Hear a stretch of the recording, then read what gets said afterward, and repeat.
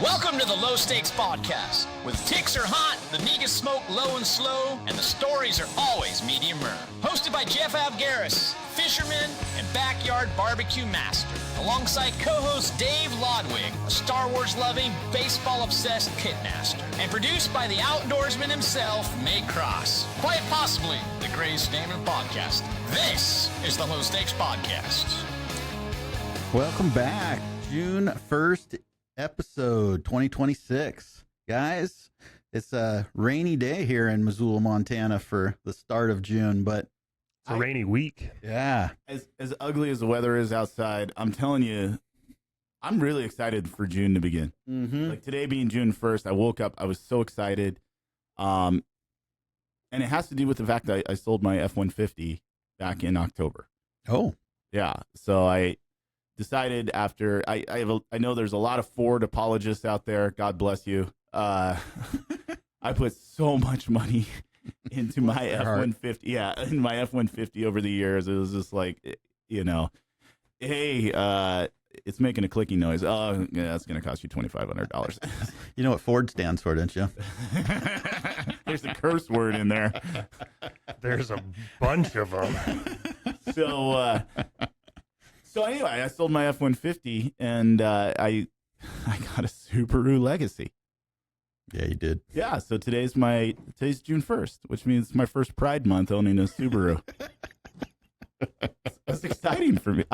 My understanding is I get to park for free downtown here in Missoula during the month as a Subaru owner during the month of June. Yeah, you do. Actually, you get paid to park in downtown Missoula, yeah, exactly. but only if you have the sticker on your window. And you know what sticker I'm talking about. Oh yeah. Yeah. Mm-hmm. Every time I drive past one of those No Kings rallies, everybody just like claps and gives me thumbs up, and like I don't even have any bumper stickers or anything. There's like, hey, thanks for being part of the team. When Dave got his Subaru, remember the first day he came over to my house. It was either the first or second day you got it. And he pulls in. I come out to check it out, and he pops out, and he's like, "Did you hear Melissa Etheridge playing on the stereo?" I was like, "Yeah."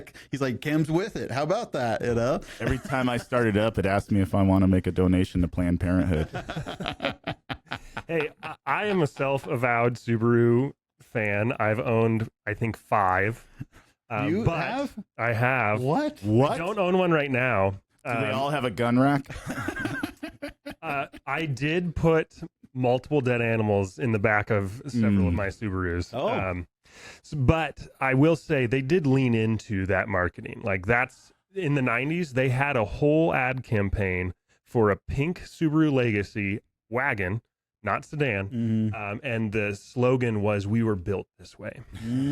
So any mockery or derision is entirely earned. Well, and I admit that. In all seriousness, like it actually goes back to the 80s. I looked this up. Subaru made a conscious decision to become the sort of flagship vehicle of liberals and to take that away. Before that, it was Volvo. And so they tried to market specifically. They hired a firm in San Francisco to create their ads to appeal to a growing liberal segment of society. Yeah. And now they're the flagship of progressives everywhere. It's really not a bad marketing idea at the time. I mean, it's a big base of people, and you might as well take a hold of that segment, so Jeff's looking at this from like the business marketing side. He's like, good plan. Good plan. Way to go, Subaru. Can't fault capitalism. So interesting fact, I've had a busy week, last week and a half. And you want to take bets on whose week was busier? Yeah, we know yours was busier, and we'll get to that in a second. But 2 major things happened. One, I went and got the Yoder grill. Oh, yeah. We talked about it. Yep. Now it's reality. It's reality. So the Traeger is going up for sale. So I got the Yoder, which is exciting. But the big thing was it's been so mucky around here. I've watched more movies in the last week than I've watched in a long time. So I watched all 4 John Wicks back to back to back. I watched that new movie Hail Mary. Ooh. Oh, Project Hail Mary. I am excited about that. Yeah, it's awesome movie. Awesome movie. And then I watched Breakfast Club last night. But starting with John Wick, okay? I don't think the third one I've seen the first half hour of the movie ever. For some reason, I've always watched it like the second half of the movie. And you know, it's an interesting thing, John Wick, because we've talked about like we were talking about Sylvester Stallone, how he's part of two major franchises. Keanu Reeves, again, somebody that's horrible at acting, has been a part of two of the greatest franchises ever.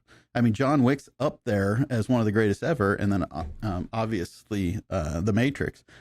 But you can tell that he was done at 4. Like, even with their speeding stuff up and all the stuff they did, he just looked like he wasn't moving. Like it hurt. Yeah. Like everything. This is the Middle-Aged Somebody Dad shoot podcast, me. so it's perfect for that. Totally. Like, he gets up sometimes, he's like, you know, and so but those movies are great. I just love them. Talk about somebody that reinvented themselves. Like Keanu Reeves, like early 90s, he's from Bill and Ted. Yep. You know, he's just a space cadet stoner, right? You know, and then 2 movies sort of broke him out of that. The first was Point Break. Oh yeah, Point Break was just awesome movie. Awesome. And, you know, to this day, like the Fast and the Furious needs to send royalty checks to the makers of Point Break, because the first Fast and Furious was just a rip off of that movie. Yeah. And then it's the most ridiculous movie when you try to describe the plot of that movie to somebody, and it's like, well, there's an FBI agent named Johnny Utah, and he has to take down a surfer bank robbing crew. and are you still with me?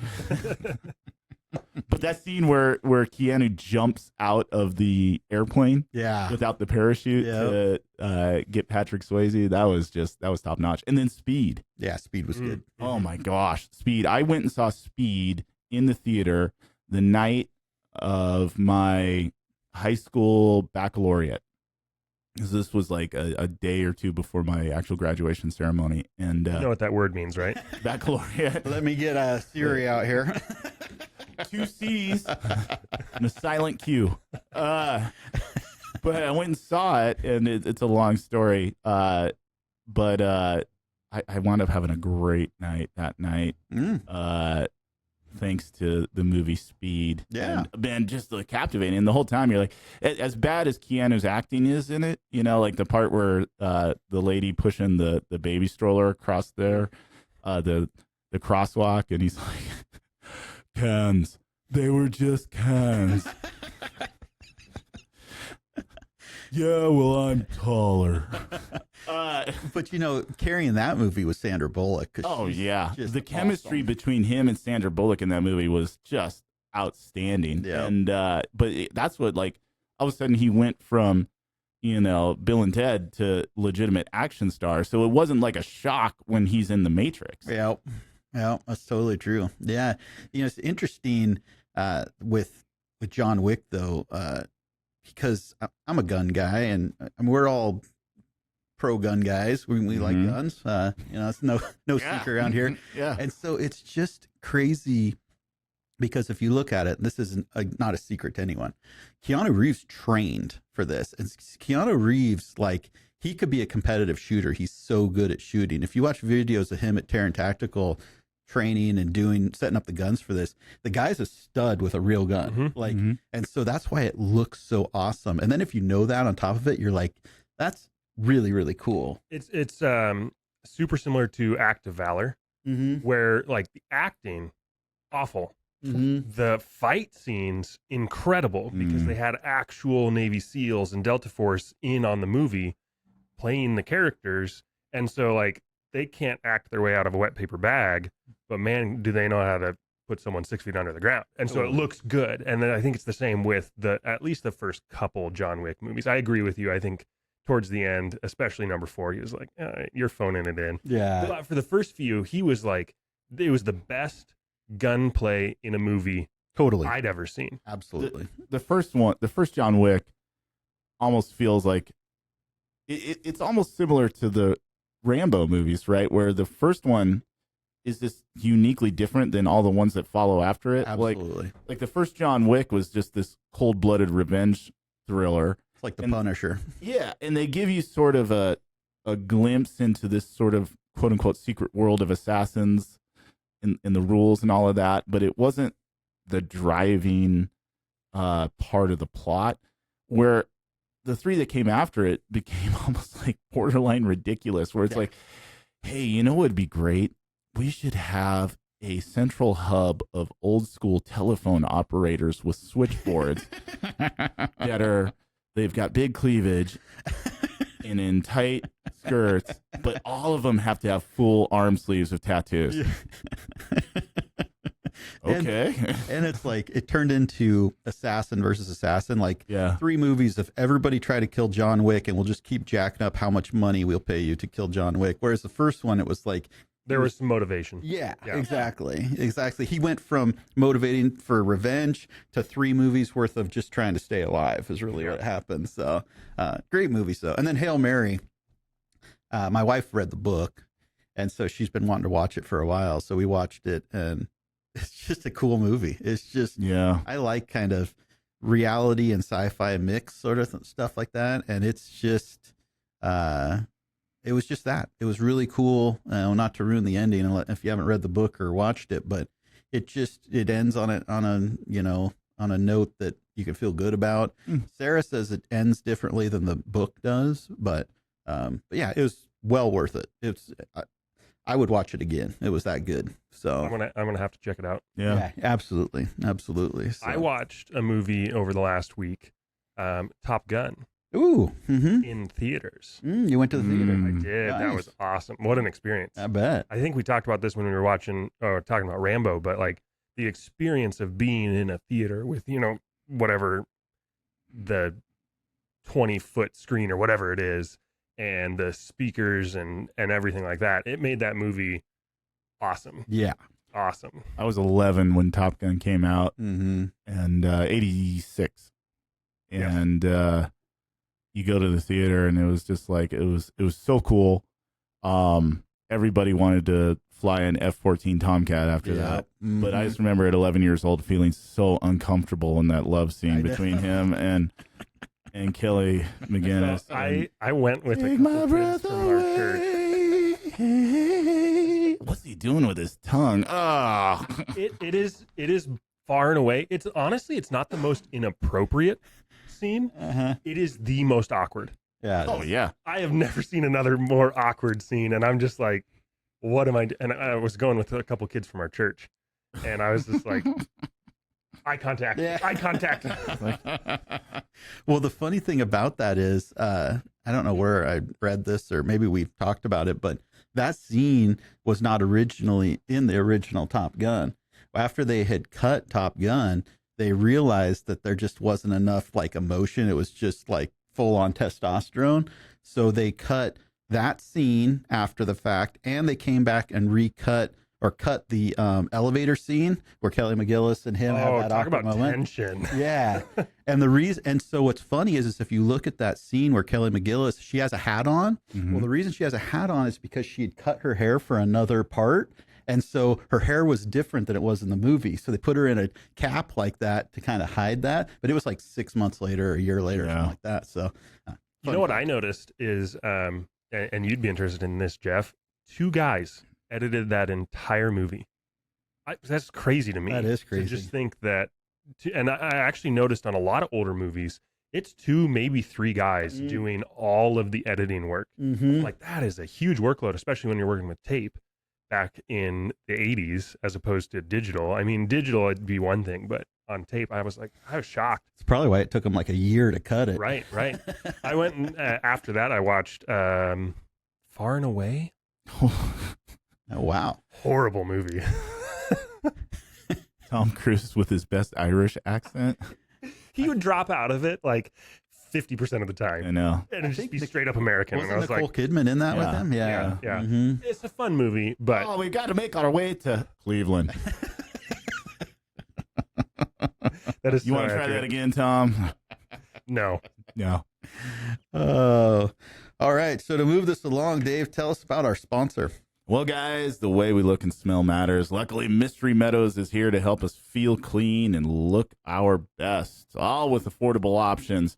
Mystery Meadows has a full line of men's skin and healthcare products, from aftershave and beard oil to top-notch cologne. I'm actually wearing their sandalwood vanilla cologne right now. Did you notice? I didn't notice. No, I don't smell them very much though. Yeah, I can rub your face in my chest later if you would like. Deal. Visit mysterymeadows.com today and elevate your body and skin. I love it. I love it. So part of our fun of this podcast is just random stuff comes up during the week to us, and that's how we kind of develop what we're going to talk about, because we like to convey that we're just normal guys, normal middle-aged guys. One of us is on the lower end of the middle-aged, and so that's why I hope I'm not middle-aged. Short life. Middle-ish. 52. Middle-ish. So Dave here posts on his Facebook page, and I got sent this a couple weeks ago. Dave and I, we haven't really talked about it on here, but we both come from Oregon. We came from Oregon before we came here. And so we kind of watch Oregon news, and in Oregon's ingenious way, there's a petition going on right now to try to get a something on the ballot that is criminalizing hunting, fishing, and anything around what they call killing of animals, hurting of animals, anything. So pretty much what this bill would do is it would ban hunting, it would ban fishing, it would ban breeding of animals, non-natural breeding of animals. It would ban pretty much ranching. Cattle ranching, poultry farms. It gets down to some of the craziest stuff where it would outlaw rat traps and mouse traps because the people who authored this consider that to be cruel. Electronic bug zappers. Yeah. Wow. Yeah. So we've said we're not going to get political on this podcast because we just think it ostracizes people. But I think on an 80 or 90% issue like this, where 90% of the people are like, this is stupid, we can talk about that. Oh, right? yeah. This, it was nice to see the reaction from so many people once this hit national news that, number one, the fact that they were able to get to, I think it's 120,000 signatures in order to get this on November's ballot. Mm-hmm. The bipartisan reaction to it has been, it gives you a glimmer of hope that as a country, we can all be united on things like this. It's like, whether you're red or blue, we all enjoy a good steak and probably don't want to see the bubonic plague come back with the whole rat thing. It's okay. They have essential oils. Yeah, exactly. But what is sort of the launching off point here is this is a reminder that a lot of states have these really weird laws. That's right. And they pop up, and most of them came out before the age of social media where you could shine a wider spread spotlight on it to show just how inane and crazy it is. And like this initiative in Oregon to do away with essentially they're just trying to make everyone vegan. That's right.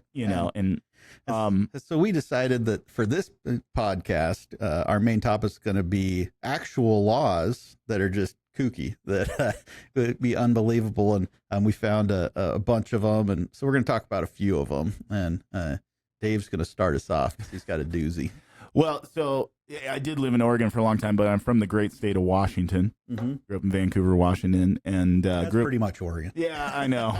It's Oregon light. Shop in Portland. Yeah, exactly. On the other side of the Columbia River. But that's Clark County, Washington. Next to us is Skamania County, over where Stevenson is, and Skamania Lodge. And on April 1st of 1969, April Fool's Day, Skamania County legitimately voted in a ban of the hunting of Bigfoot. Very important. It's incredible. And then in 1984, they downgraded it from a felony to a misdemeanor.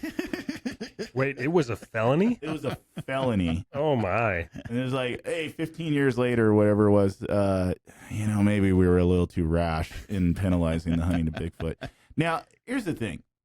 We're all in agreement that Bigfoot, or Sasquatch, as is his proper term, or skunk ape, I believe, he exists, clearly. Yep. That goes without saying. Mm-hmm. And going back to the Oregon law, I don't think we should ever prohibit the hunting of any sort of animal. That's true. But is he a human or an animal? Well, I don't know. Yeah. I've always had the dream of hunting a Bigfoot. Like, I don't hunt a lot on the weekends like you guys do. I'm fine with wild game meat and doing that, and I'm fine with the shooting part of it. I just don't want to be cleaning all of that and hauling. I got a bad back. Mm-hmm. Like, I don't want to be hauling like hundreds of pounds of meat in a sled 5 miles back to a truck. Then you're definitely not going to want to hunt Bigfoot. Yeah. Well, that's the thing. That's the one exception I would make, because I guarantee you probably get a good like 200-300 pounds of meat off of a Sasquatch there. Mm-hmm. Maybe more. Well, yeah, you have to put up with him like talking to you. Yeah. He's like, "What me do? Why you kill?" So I have 2 good Bigfoot stories. Lay it on me. One of them's I wasn't directly involved with, but in Eugene, where I met my wife and I spent 3-4 years, the fly shop there, and I got to know the guys a little bit while I lived there. They have a video, and it's an actual video of them floating down the Mackenzie River, and there's this shot where there's a boat in front of another boat, and the boat behind them is filming this one, and the boat in the front gets a shot of what looks like Bigfoot walking out off of the river and walking into the woods. And you can go look at it. You can look up on YouTube. Look at Mackenzie River Bigfoot, and it's everywhere. The Bigfoot show came and investigated all of it, and they came to no conclusion, like is always the case with Bigfoot. But it definitely didn't move like some drunk redneck up there. I don't know. It's a thing. But The hard part about it is you have Bigfoot sightings and you have drunk rednecks in the woods. Mm-hmm. And so it's like there's a lot of confusion about it, because it is a common sighting to see a drunk redneck in the woods, especially in the Pacific Northwest. There's no doubt about that. And my second story here is, so I come from a logging family. I grew up logging for my dad. That's what I did till I was 23 years old. So every summer I would log. And towards the end of that, I would run log loader. And how it works when you're in logging and you run the log loader is you show up before everybody, you and trucks, and you load trucks early in the morning because they need to make rounds. So you'll load them at 3-4 o'clock in the morning, and they'll drive down. They'll be back by 7 or 8, and they do that 3 times a day. And so if you start too late, they can only do 2 trips instead of 3, or 1 trip instead of 2, whatever. So I showed up one day, and the truck driver had beat me to the landing. And they always back up in front of the loader. And so he beat me to the landing by a bit, and he was taking a nap, as you normally do. And he said, I pull up, and in front of his truck is a 55-gallon barrel of oil. And we do, hydraulic oil. I mean, machines use oil. It's just what it is. So these 55-gallon drums, they're heavy. Like, we have to use machinery to move them. They're super heavy. So he's sitting there sleeping, and he says the barrel of oil is laying outside in front of his truck, and he's like white as a ghost. And I pull up, I'm like, what the hell is going on here? How did this get in front of here? This is a mess. He's white. He's like, man, I'm telling you, and I swear I've not been smoking anything. He says, I was laying there sleeping. He says, all of a sudden my truck starts rocking back and forth. And he says, that damn 55-gallon barrel of oil flies over my hood and lands in front of my truck. And he said, and it's late. I didn't have a picture because cell phones weren't really a thing back then, but he's like, how can I be lying here? And we walked around, we couldn't see any like tracks or anything like that, but it made me question, so anyways, those are my 2 Bigfoot stories. I've always wondered, like, knowing that it's out there and you just happen to get lucky sometime, and you shoot and kill a Bigfoot, what would the picture look like? Like, you're holding it up by the top of its, you grab the top of its head and you're holding it up like this. It's like tongue sticking out, and you're just like, and then the trophy mount. Yeah. Has to be full body. Gotta be full. No. Yeah. Just the head. Just the head on a wall. That would look way better. Yeah. That would just look way better, because and make it smile.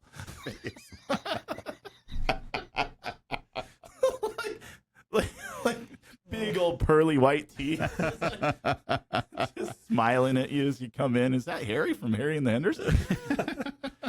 Hey, you know what? Out in the wild. Yeah. Game. But not in Washington. Not in Washington. You're Not getting in trouble. well, there's only 2 counties in Washington where it's illegal. Oh, okay. Yeah. So it's Skamania and then one of the other ones. And just like Washington couldn't come to consensus on how to do it. And If you're a Bigfoot, don't go through Seattle, obviously. yeah, seriously. Yeah. Seriously. So it's not like the state as a whole is against it. It's just, a couple of counties are just like, well, maybe we shouldn't do it. And I think the logic, in all seriousness, the logic is they didn't want hunters out there to shoot at any sort of humanoid object. Yeah. I could honestly see, if you live in a place where there are a lot of Bigfoot sightings, I could see some restrictions on hunting Bigfoot, because, I mean, you get me or Jeff out in the woods in camouflage and boots and like a backpack, and suddenly it doesn't look so much like a hunter. It's like, what is that dark object moving through the woods? Boom, I'm going to shoot it. So I can see the logic a little bit. So true story. Back when I used to do what Nathan currently does, running these groups of teenage kids, I would take. Make it sound like I run a gang. Yeah, exactly. The enforcer. Youth pastor. Honestly, it's about right. Yeah, exactly. Let's go shake some people down. I would take them on. I was working at a church in Oregon, and we would go on this camping trip every year, and I called it Squatch Hunt. And so Squatch Hunt, Nice. 04 or whatever it was. And one year we went to Silver Falls in Oregon to go camping for the weekend, and I rented a Chewbacca costume, like a really top-notch one, and didn't wear the satchel, that he wears. So I took that off, and so basically I'm in a large humanoid hairy thing, and I just went around the campground that night. At the state park in a Chewbacca costume, like cars would be driving in, and I would just like pop out of a bush, Oh my gosh. like go back in, and That's awesome. it was awesome. Oh, It was awesome. That's pretty good. So, moving on to our second one here that I picked. So, Idaho, right next to us here, great state of Idaho. We love them. Idaho, cannibalism is illegal except for survival purposes. Yes. So, so you can feel good about the fact that if you are in a survival situation, make sure you're not the first to go. Mm-hmm. Because you can legally, What stay year- alive that way. Do we know what year that law was passed? It doesn't say. Let's see, it says engaging in cannibalism is a felony punishable up to 14 years in prison. However, the statute includes a narrow and unsettling exception. The act may be excused if it is determined to be necessary for survival during an extreme, life-threatening emergency. That seems vague to me. Here's my theory.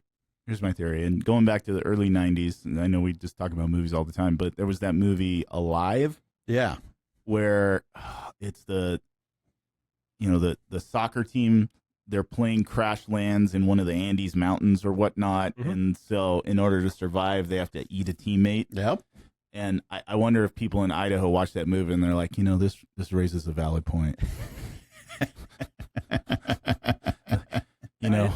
What I found interesting about that one, apparently Idaho's the only state with such a prohibition. Is that? I think that's what it said. Unless I read that wrong.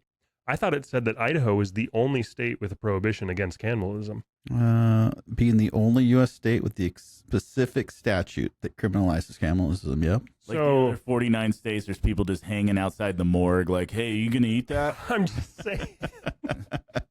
It's a Mr. Officer, I possibility. just came across this body and I was hungry, so I was like, what can I say? It does taste like chicken. Theory proved. It's the other white meat. Yeah. What's on the smoker? Yeah, exactly. Yeah, exactly. Remember my neighbor Carl? He had a heart issue. So yes, I wonder if there's ever been a need for that, and that's why Idaho did that.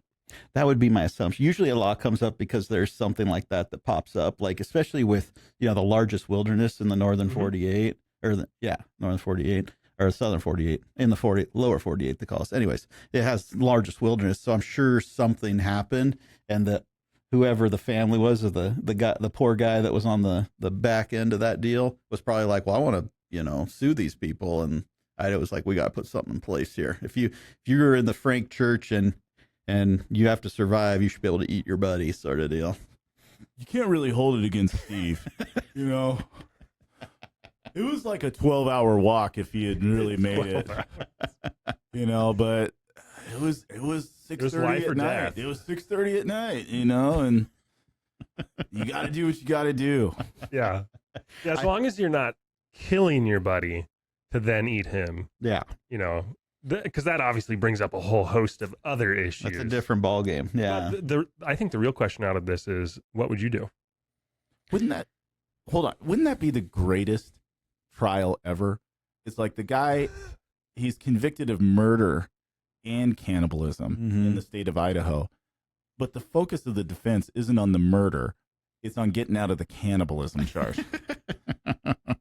Where they've got like experts in there, talking about survival instincts and all of this stuff. Meanwhile, like the whole hey, I slit his throat before it all happened, that gets pushed to the side. Yeah, right. A little bit. It's Exactly. like, we want to make sure that we're not really getting hammered with the cannibalism one, because it was necessary. It was necessary. The bigger question is, and we're talking about the end result here, but if I'm in a life-threatening situation, a law is not going to keep me from eating my buddy if I have to survive. You know what I mean? You do it. Dude, I'm not going on vacation with you again now.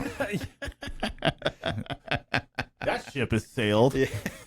Hey, a man's got to do what a man's got to do. The buffet at the resort was shut down for some reason. What happened to Dave? I don't know, but he was delicious. It's delicious. Our last theme park trip was awesome, but we lost a couple. Yeah. Wish you'd have worked out more so you had bigger thighs, but outside of that. We were on Pirates of the Caribbean and it got shut down for 90 minutes, and God, it was lunchtime. So He didn't need those fingers. What? All right, Dave, give us our second sponsor. Second sponsor, people are moving to Big Sky Country in record numbers, meaning Montanans are witnessing an unprecedented competitive housing market. Luckily, you don't have to find your dream home all by yourself. Rose Chadwell Real Estate is here to help you find your dream house in the Treasure State. Reach out to Rose at BigSkyBrokers.com and start the journey to your dream house. Thank you, Rose. That's awesome. So we're thinking, we've been a few weeks since we've talked around the horn about some baseball. Baseball season is let's go around the horn. The third of the season is gone, or the 1st of June. So people start doing some moving and shaking, and now's when people start figuring out what do you need for your baseball team and what kind of trades are out there. All the GMs start talking to each other. Stuff still doesn't happen probably for a month and a half for the most part, but what are you seeing, Nate? What are you seeing with your baseball team? It's my hat is all black. That's to hide the logo. I was going to say, it's like a camouflage logo where it's like, hey, I like baseball, but I don't want you to know what team I root for. Yeah. The Rockies are a baseball team. They are a baseball team. I'm not sure. Yeah. At least AAA. That's true. Yeah. At least. I'll give them that. At least. I checked this morning. The Rockies are tied for the worst record in the big leagues. Who are they tied with? Anybody want to guess? Mets. No. It was the Mets, I thought. No. The Detroit Tigers. Ooh, who's got the trade chip? All trade chips. I know. It's good company to be in, though. I know. Yeah. Maybe not. Yeah, it's so I had texted the guys here last night because the Rockies, last time I looked, were down like 17-6 or something like that. And it was to the Giants, who the Giants are probably 3-4 games better than the Rockies in the standings. So it's not like they were playing the Dodgers or something. And I emailed, I said, sorry, Nate, the Rockies are terrible. And yeah, Dave was like, yep, sorry. We couldn't even make fun of him. It's just like, it's like miserable. The jokes have run out. Yeah. It's just like, oh, man. Honestly, like I've this season been more interested in the whole ABS system than the Rockies. Cool. The Rockies fascinate me because they're in Denver. Yeah. Denver's not a small market. They have the 6th largest airport, like as far as busiest airport in the U.S. You know, they're comparable to like a Houston. Yep. And so you would think they should field a pretty competitive team. it's not a small market team. No, I don't know where they're at payroll wise, but they can't be much more than the Rays, or maybe they're much less than the Rays. When did they join MLB though? 93. It was them. Early 90s. It was them and the Marlins. Yeah, I just think it's so hard to go against 100 years of baseball history for a new team like that. So they're spending this year almost $117 million. Teams that are below them in payroll: the Minnesota Twins, Pittsburgh, the Tampa Bay Rays by almost $15 million, the A's, St. Louis, Washington, the White Sox, Cleveland Guardians, and the Miami Marlins. So it's not like they're not spending money. Yeah, They're just not. they're not spending it well. They're not doing the right stuff. I mean, they're still think, what was it? 117 million. I think like 37 million of that is tied up in Chris Bryant. Yeah, that's a brutal one. He just doesn't play. Yeah. And now he's like, maybe I'll come back. But you know what? If you're a good run team and you have to have a low payroll like that, that's when you go attach 2 prospects to him, to his salary, and you ship him off to somebody like the Yankees or the somebody who's like, okay, well, we can get a serviceable player out of him, and still get a couple prospects, So let's talk about the low payroll thing, because for me, the biggest news in baseball had nothing to do with what was on the field last week. It was the opening salvo of the negotiation between the owners and MLB and the Players Union, which came out last week. And the owners proposed a hard salary cap at $245 million, but also a salary floor of $171 million. Why is it always been okay for baseball to not spend? Like, I looked it up. Out of the last 10 World Series championships, all of them were a top 10 payroll team. Yeah. There's this myth that I think came out of the whole Moneyball thing with the Oakland A's in the early 2000s, that no, you can win it all with a low payroll in a small market. And no, you can't. The A's never won a World Series with Moneyball and all of that. People totally forget that, like, sure, they had a breakout season and it was really good for what they had historically been capable of, but it, like, in the scope of a pennant winning team, it was middle of the road at best for that season. In fairness to what you just said, if you look at the World Series loser, so these 2 people played in the World Series. You have the Cleveland Guardians, you have the Tampa Bay Rays, you have a lot of the low spending teams that did make it. Last year, the Jays, they're not a low spending team, but they weren't, from what I remember, well, maybe with Vladdy now, but they weren't at the time top like 3. I mean, they're probably top 5 now. But they made it. But the Mariners were there. Mariners are maybe, I would say, high teens, something like that. So you can get there. The question is, and this has always been the issue with baseball, the reason that the Yankees and the Dodgers and Phillies and, well, until recently, the Red Sox, the reason that the spending helps, it's not the blue chip players. They are going to get their money and they're in there.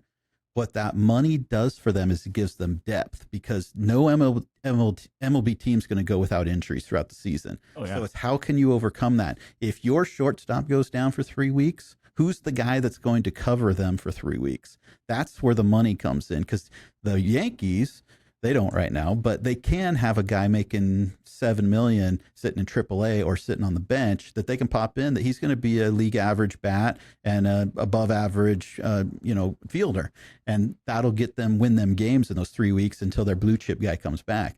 The Rockies or, a few teams like that, they don't have that guy. So your blue chip guy goes down, your team comes down, because the guy behind him is Jeff Avgaris from AA. You know what I mean? So nobody wants that. Nobody wants that. So that's the difference. So yeah, the spending thing, and I'm more pro owner than most. I'm pro player as well, but I do feel for the owners. People don't understand the economics of baseball completely. The Dodgers make a ton of money, but a lot of teams don't make money. They lose money. They really, really do. On top of that, it's too much for a fan, in my opinion. It's too much for a fan to ask that an owner of a baseball team lose money just so that their favorite team can be good on the field. A billionaire owner is just not going to do that. I didn't sign up for this just for, to lose money every year just so you guys can feel good about your team. I have a budget that's where I can make maybe a little bit of money, or we can break even, and we're going to field a really good team, the best team we can possibly do. So that's the issue with the economics is, what the ceiling floor thing. I don't know, all the sports have something like that, and baseball's really the only one doesn't. I think based on what you just said is why we probably won't have a season next year. Yeah, that's right. Because most Americans, for the first time ever, sympathize with the owners in a major sport because we all see it absolutely needs a salary cap. Yep. Absolutely needs a salary cap. Every Dodger fan out there, on behalf of the rest of America, screw you. Yeah. Because you've made an absolute mockery. Oh, the Yankees, though. I'm a Yankees fan. I get that. And, yeah, we had the highest payroll for a number of years in a row 20 years ago. Mm-hmm. Oh, it's an evil empire. No. Dodgers have fully grasped that title away from the Yankees. And the disparity between, what the Dodgers pay and even the Mets, which that's a whole other conversation about, wow, just having an open checkbook doesn't fix a systemically bad organization. But what they spend compared to the Marlins or the Pirates have legitimate talent. They do. And they're scrapping by just to hold on to them. Mm-hmm. You have to convince Paul Skeens to not take the top end of what his actual market value is in order to be loyal to the club that brought him up, and they got their shortstop now, who's I'm blanking on his name. He's pretty good. They've got legitimate talent, but you've got to convince them to not take as much money. Connor Griffin. Yeah. Mm-hmm. Thank you. He's hurt right now, but yeah. Yeah. You got to have a salary cap in Major League Baseball. And I think, everybody looks at the Rays and the Guardians, and there are two teams that have always had lower payrolls they rarely are bad. They just rarely are bad. And I say this is what my Red Sox are missing right now. And it's the difference between being a top 5 to 10 team and not.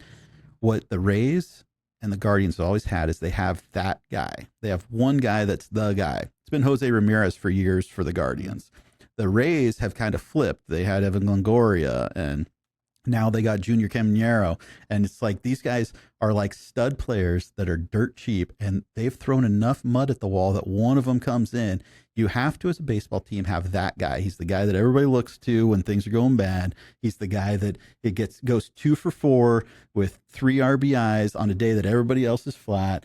I mean, you need to have that guy, and that's how you win ball games. And so they've figured out that method where it's like, all right, we're going to trade, and we're going to, and people are going to yell at us because we trade a good player 2 years too soon, but we're going to get that back. That's the best way as a low budget team in order to, and then you fill in behind them, Diaz and, a few other players like that they fill in behind, and then they can scrap out 2 to 4 runs, 5 runs a game, and they win because they have great pitching.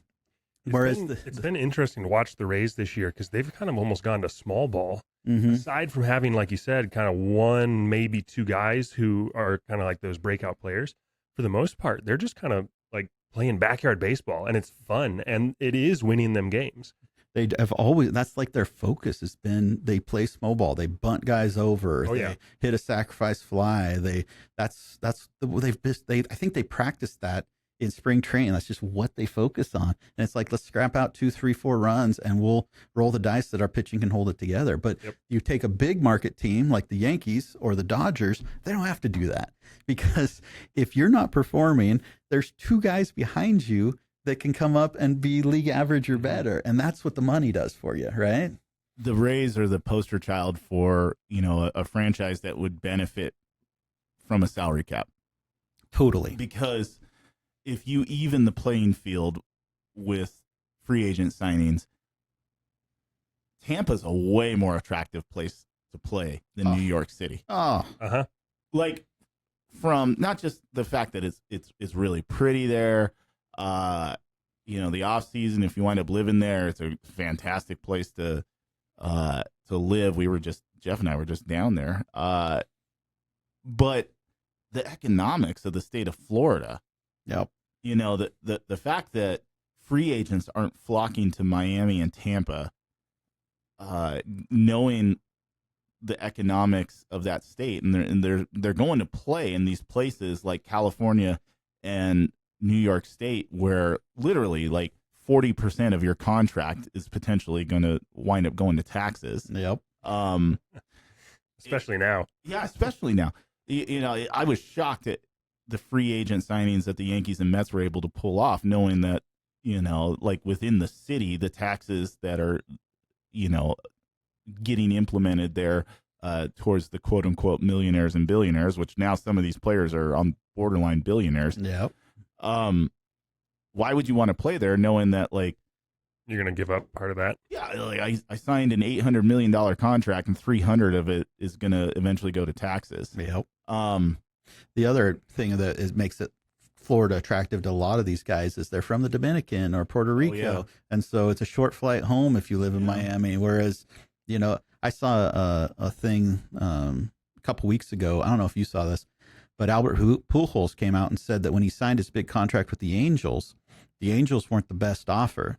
He said, he was cryptic about it. He said something like a team that was within an hour and a half of home, which is, I think, the Dominican for him, offered him $340 million, and he turned it down.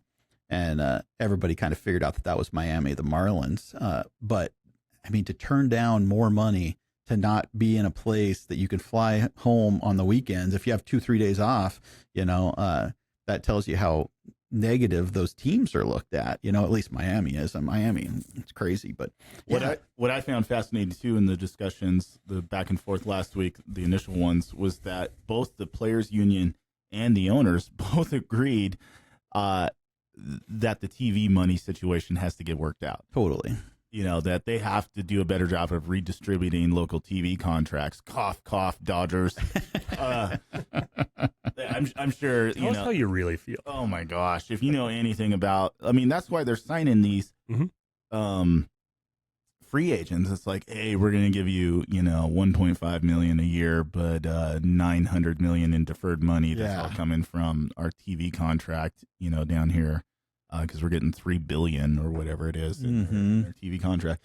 The rest of the league on both sides understand that, like, that's not good. It's like, how do you help boost teams like Miami to be able to pay free agents? Well, you redistribute some of that local TV market. I think they want to get to the same operating behavior as like the NFL, where you're collectively bargaining your TV contracts, and get away from these regional individual sport contracts, or TV contracts with these sports stations.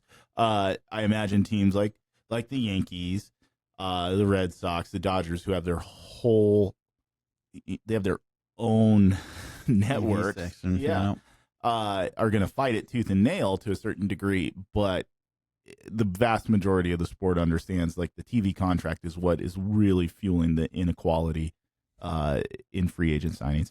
I also appreciate that up until this point, we talked about cannibalism and Bigfoot in Pride Month and joked about all of it until we started talking baseball finance. The jokes went away. Like, there hasn't been a chuckle in 15 minutes because, like, nothing is more serious to us than baseball. And that December 1st lockout date. Yes. I would say if you want some optimism, it's these two offers are the ideal setup for both parties, right? They're going to put out their initial offers. They're going to say, this is what I would sign tomorrow. And that's the starting point. And then both parties understand that you got to work to the middle from that. So I think that there's, a level of optimism that they're starting the 1st of June. That hasn't always been the case. Last time that there was the lockout, I want to say it was like the 1st of November before they really started sitting down and talking. And this one, there's stuff that they can agree on. There are parts that are lined up. There is going to be, negotiating, some in public, some in private. But I feel like everybody involved doesn't want to see games lost. They really don't even want to see training games lost. So this is going to go up until there's going to be a lockout 12-1. Just accept that right now. Baseball's going to be dead for a couple months. It's just, you're not going to hear anything. There's going to be no teams on MLB.com. It's going to be like last time. And then the pressure as we get closer to spring training will build, and they'll be, and it's going to, I'm optimistic they're going to figure something out because they have to. There's billions of dollars at risk.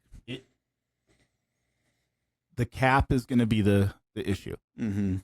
Players are selfishly not going to want to limit the amount of money they make, regardless of the fact that happens in the other professional sports leagues. Mm-hmm.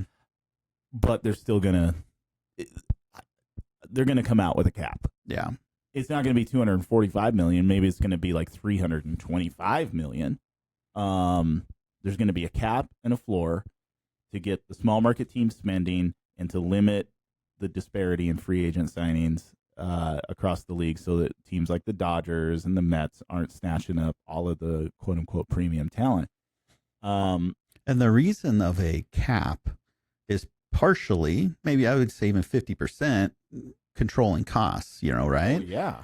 But the other part that people don't really talk about as much is that by having a hard cap, it increases the value of these franchises, because when you go to sell a franchise, when you can give a fixed cost and say this organization is not going to spend any more than this amount, but here's what kind of dollars it's bringing in, the value increases. And one of the big rubs the MLB owners have had is they've seen NBA teams double in value, NFL teams double, triple in value, and they've gone up like 30-40%.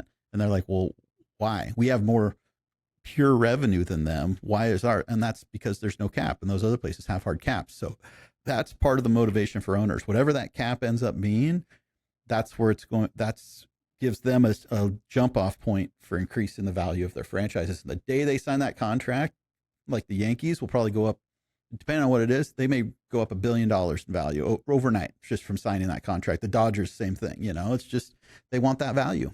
Fans aren't going to be spending $18 on a beer. Mm-hmm. It's like all of a sudden we don't have to raise the price of pretzels, soft pretzels, in order to afford Juan Soto. Yeah. Right. And the fans get that. The owners get that. The players' union's going to fight it.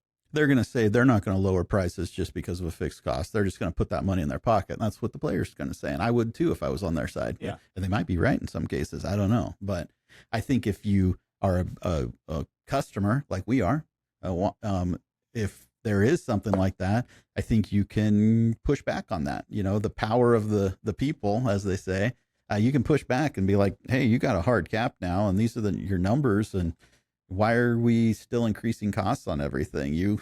So there's two sides to it, and it's going to be a long process. It's something. So I'm going to say our last sponsor is us. So Montana Bond Marketing, who is we are currently recording off of here. So Montana Bond Marketing will give you any of your marketing needs if you have any. And also, if you'd like to sponsor a podcast, you can email me at jeff@mtbahn.com or go to our website, mtbahn.com, and inquire. And you can also be our fourth sponsor of the podcast here. That would be great. So Nate, I think we're going to wrap this one up. Thank you for listening today. Watch us on YouTube, podcasts, all your different podcast sections, Spotify, Apple Pods. So thank you very much, and we'll see you next week.